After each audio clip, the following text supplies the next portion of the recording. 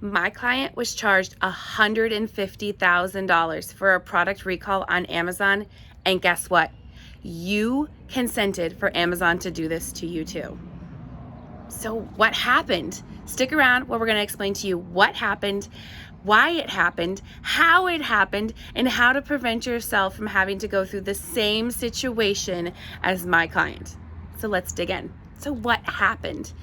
So my client came to me and said that Amazon recalled a product that he was selling as a third-party seller. Now, he's done everything that he should. He bought from a true manufacturer. He bought from the right places. He reviewed the labels before he listed it on Amazon. But at some point from the time he listed the product to the time that the FDA recalled the product, the FDA found out that there was some type of prescription drug in the supplement that he was selling online. So what the FDA did was they put out a product recall. And what a product recall is the FDA saying that this product is no longer approved to be consumed by the public. And that FDA recall went to Amazon. So Amazon went to all their listings and said, who has this listing? And they took all of those listings down. Now, that would have been fine if they just took the listing down. But what Amazon did was refunded every single client the cost of that item. And then Amazon went back to that third-party seller who was selling the item and said, we are going to charge you back for that refund. So Amazon gave their customer, let's call it $50. They gave the customer $50 back to refund them the purchase price of that item. Then Amazon came back to my third-party seller and said, since I refunded this client's money, I'm going to charge that back to you.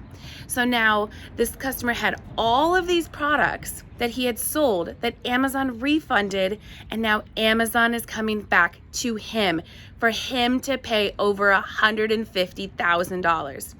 So he's like, this is crazy. I never agreed to this. You can't do this.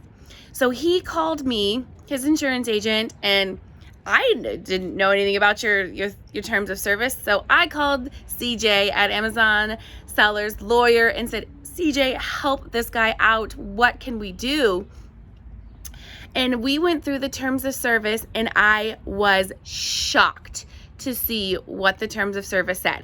So when I spend a few minutes to go through some of the sections, so if you have your terms of service, pull out section S3-1, and in that section, it says that you're responsible for any defect or recall. So it's very general, just saying, hey, you're gonna be responsible for this.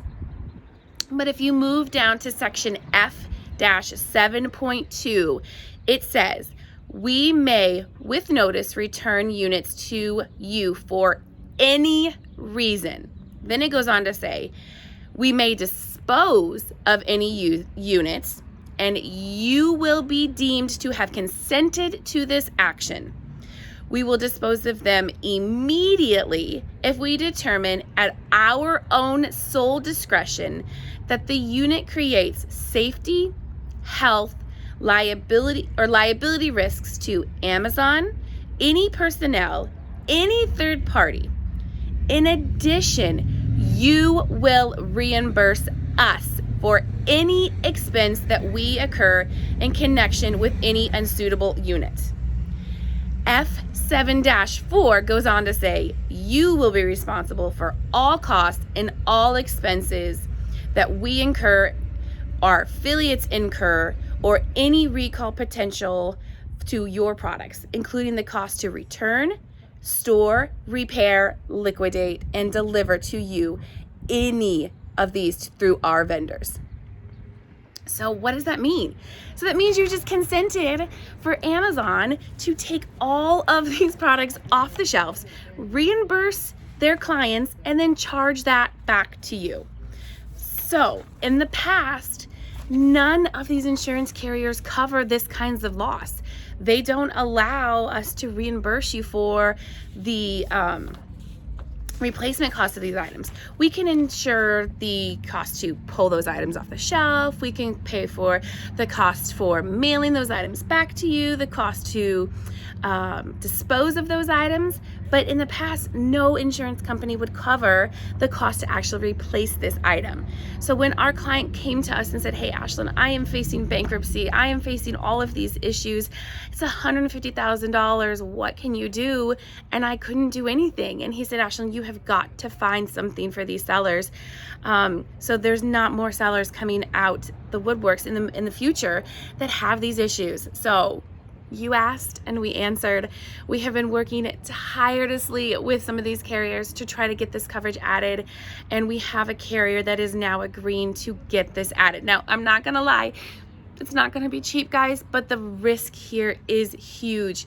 Remember, anything that can go on the body or in the body is anything that plugs into the wall is super at risk for a recall. So if you are selling anything like that, first and foremost, I'm going to put a list of product recall websites that you can go check to see if there's any active recalls.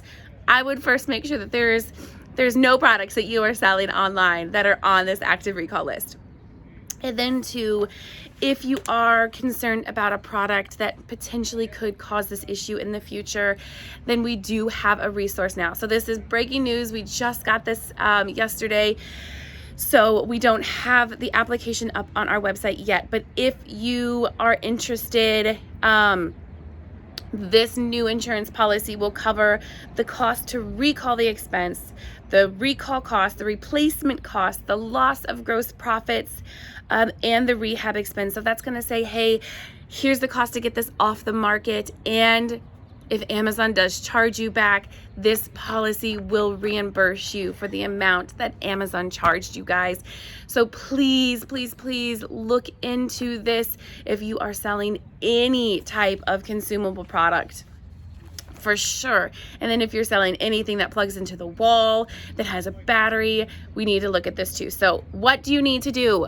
One, hit the like button, share this video, get it out to the community that this is going on and we have a solution. Ashlin Protects Your Assets has a solution today. So please smash the like button, get this information out here, and drop any comments below, any questions below.